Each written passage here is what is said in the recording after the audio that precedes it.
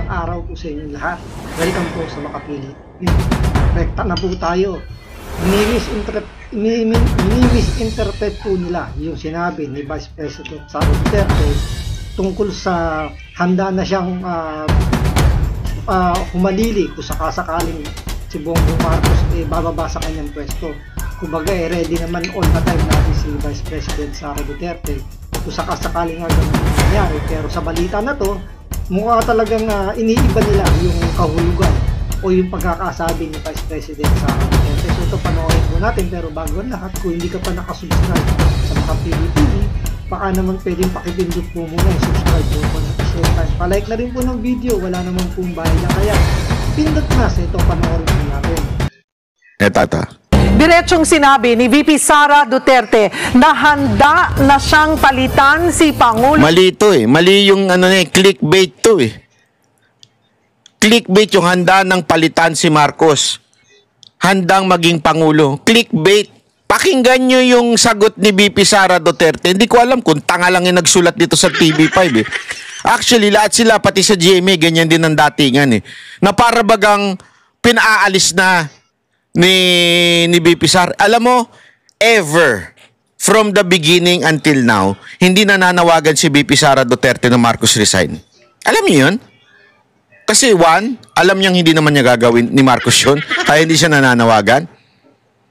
At hindi appropriate para sa isang vice president gawin yun, kaya hindi niya ginagawa. At mali yun. Tsaka tandaan nyo, sinabi rin ni Pangulong Duterte, di ba, nung bago pa lang talaga uminit yung awayan ng mga Duterte at ng mga Marcos, ayaw niya na mag-resign o matanggal si Bongbong Marcos kasi nga wala namang magagawa si VP Sara kasi nasa saligang batas, Vice President talaga yung hahalili sa presidente. Once na yan mapatalsik, matsugi, di ba?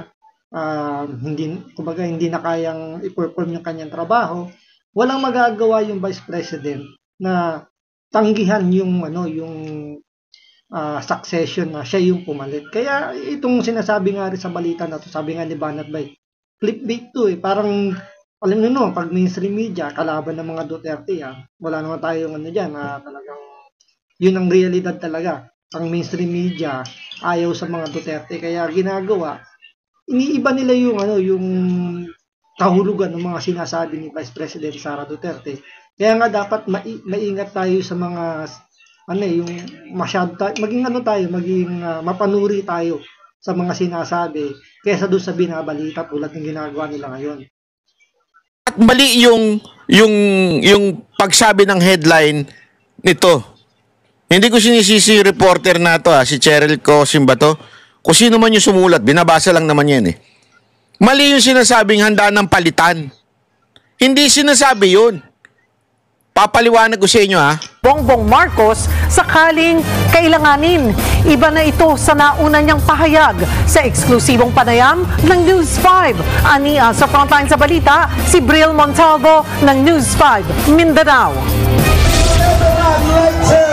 Sa exclusive interview ko kay Vice President Sara Duterte nitong linggo, tinanong ko siya kung handa ba siyang humalili sa kaya naman pala, ito nagbalita alam naman natin, bias tong na ito aling magkudita laban kay Pangulong Bongbong Marcos. Sa gitna ito ng issue sa korupsyon sa flood control projects, sabi ng bise, yan ang hindi ko muna sasagutin kasi magkakagulo tayo niyan. Pero kanina, sa isang ambush interview kay para bagang sinasabi nitong ayokong tawagin bayot to baka sabihin naman panlalait Pero hindi eto linawin ko lang pag sinabi kong bayot, di ibig sabihin panlalait yun Hindi yun nagbababa ng gender Talaga naman kasi di ba ganun siya magbihis Alam naman tawagin ko siyang sir. Baka may insulto. O ma'am, may insulto naman yung mga kababaihan. So ilagay natin sila sa tamang perspektibo nito. Bayot, di ba? Kasi sa Bisaya ayan bayot, di ba ganun? Parang ang dating nito, parang nagbago daw ng isip etong si VP Sara Duterte. Hindi, sinasabi niya ayaw magkagulo doon sa event. Ayos-ayos ng event Diba? Tapos haluan ng politika. Ganyan yan si VP Sara Duterte. Pag yung event hindi political, ayaw niya nung halo-halo. Ay, kaya yun ang sinasabi niyang para hindi magkagulo na ano. Tapos hindi siya nagbabago. At hindi niya gustong pumalit. Ganun kasi yung dating nung balita na to eh. Ay, gusto nang pumalit. Ay, atat na atat itong si VP Sara Duterte na palitan si Marcos. Hindi ganun. Tingnan niyo yung tanong at tingnan niyo yung sagot ha. VP Sara, natanong ulit siya tungkol dyan. President, if anything happened na mag-resign si Pangulong Marcos, how could you control yung constitutional mandate mo as successor to President? In case Are of, you ready now na of course, Kaya nga siya natawa eh. Kasi tinanong siya, are you ready, ma'am? Of course! Kaya nga ako tumakbo ng Vice President eh. Yun naman ang papel ng Vice President. In case mamatay, may mangyari sa presidente, ako ang papalit. Kaya yung pagtakbo ko, kahit hindi pa kami magkaaway ni Marcos, dapat ready ako. Kasi kung hindi ako ready pumalit sa presidente, ay tangina, hindi ako dapat tumakbong Vice President. Tsaka itong mga reporter na to, kung ang kino-cover eh, politika, alam naman nila talaga yan eh. Hindi natin alam bakit parang nagtatanga-tangahan sila pagdating sa ganyang bagay. Na alam naman nila talaga na ang Vice President, next to the line talaga pag nawala yung presidente, di ba? Kaya nga naglagay ng Vice President para just in case nga na, yun nga, di ba, mawala. Kunin na ni Lord, ganyan, ma-overdose, hindi na kaya mag-perform, medyo nabaliw na dahil nga kasi singot ng pulburon. So pag di na talagang kayang mag-function yung trabaho niya, no choice yung Vice President. At doon na yung nakalagay sa kanyang sinumpaan doon sa kanyang, di ba, nung nag-oath na siya ng as Vice President, siya talaga ang papalit. So wala namang pinagkaiba yan doon sa, halimbawa, nag-a-apply ka bilang assistant manager ng sa isang kumpanya, di ba? Kaya ang nag-a-apply na assistant manager, dahil ang duty ng assistant manager, kapag yung manager eh wala, masuspinde o kung ano man mangyari doon, wala doon sa area, ikaw yung papalit as assistant manager. So, pares lang dito. Kung mawala presidente, natural vice president. At pag mawala yung vice president, meron ulit susunod na nasa next in line niya, which is yung Senate President or yung Speaker of the House. So, ba't yung tanong kasi dito ng reporter na to, tanong ng tanga, parang ganun lang. Nakakagago eh.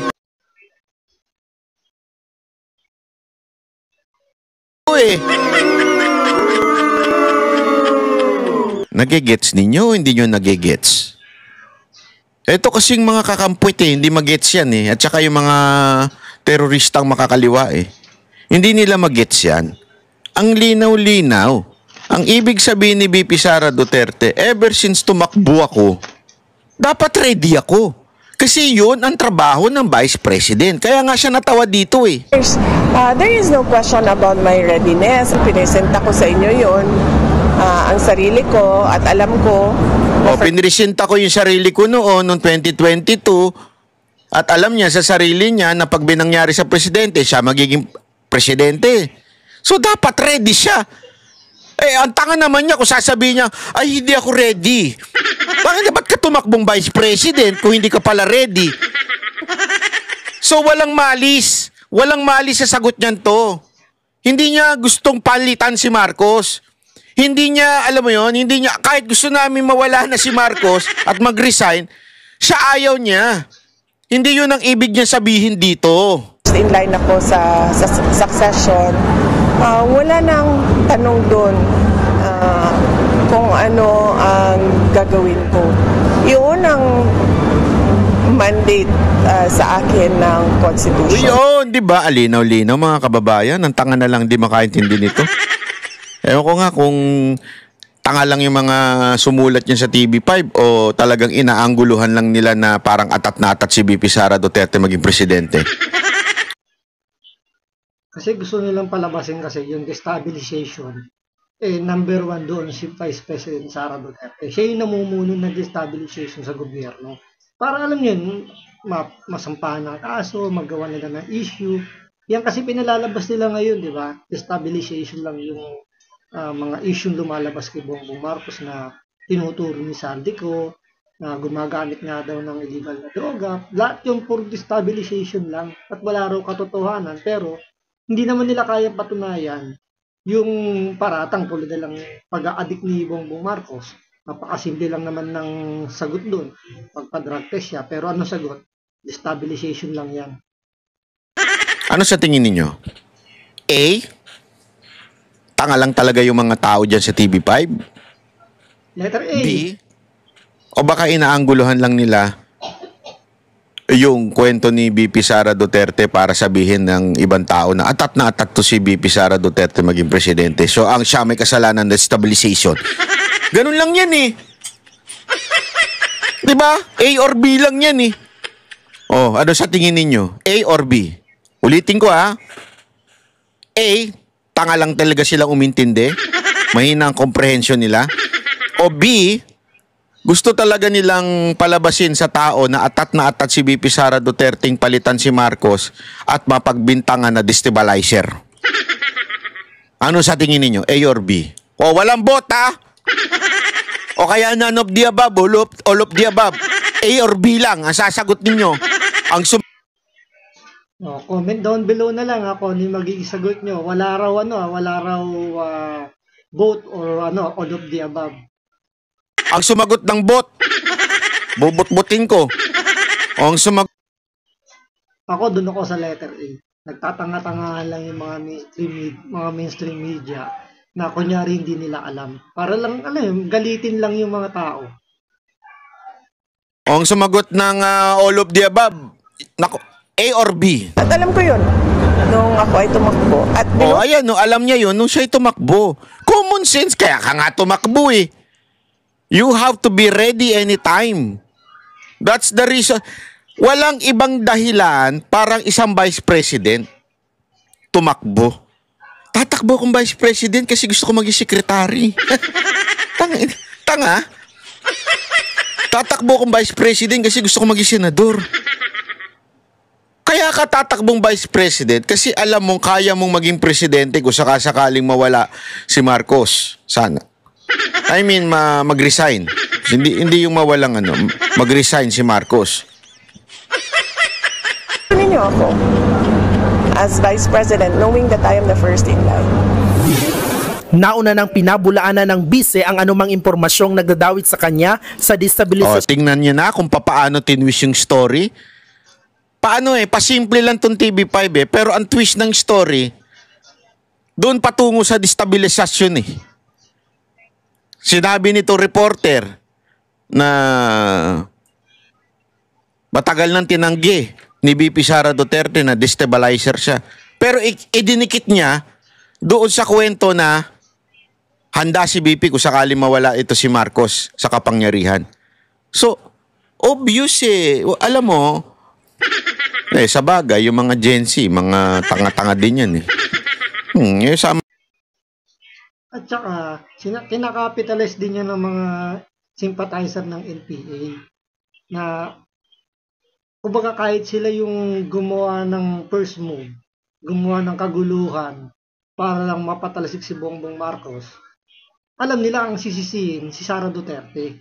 Kasi yun ang packaging ng gobyerno natin ngayon, si BP Sara o yung mga Duterte, yung destabilizer. At sinasakyan ngayon yan ng mga sympathizer ng NPA, mga ilawan. Dahil alam nila hindi sila matuturo. Ang ituturo si Sara Duterte. Kaya yan lang lagi nila sinasabi, destabilizer. Sama-sama sila. Laban sa administrasyon, ang pag-ugong ng umano'y kudita ay sa gitna ng isyu sa korupsyon sa gobyerno. Kumbinsido nga raw si VP Sara sa pahayag ni Zaldico na sangkot sa budget insertions ang Pangulo at ang kanyang anak na si Congressman Sandro Marcos. Hindi niyo ba nakikita? Bakit hindi nakikita ng mga tao yun? It's a matter of reading the budget. Lahat ng ebidensya nandiyan sa budget. His signature on the General Appropriations Act is the best evidence against him. Diba? Hindi raw nakikita, ibig sabihin, nagbubulag-bulagan. Kahit na nasa harapan na nila yung mga ebidensya, sabi nga ni Vice President Sara Duterte, dahil nga ang nasa puso nila is protect BBM at all cost, Di bali ng nakawan sila ng nakawan. Ang importante, mapagtanggol nila si Bongbong Marcos. Nagbabalita mula Ayun ang malinaw, di ba? Kaya nga sinasabi natin paulit-ulit, kahit itago pa, kahit magpalusot pa.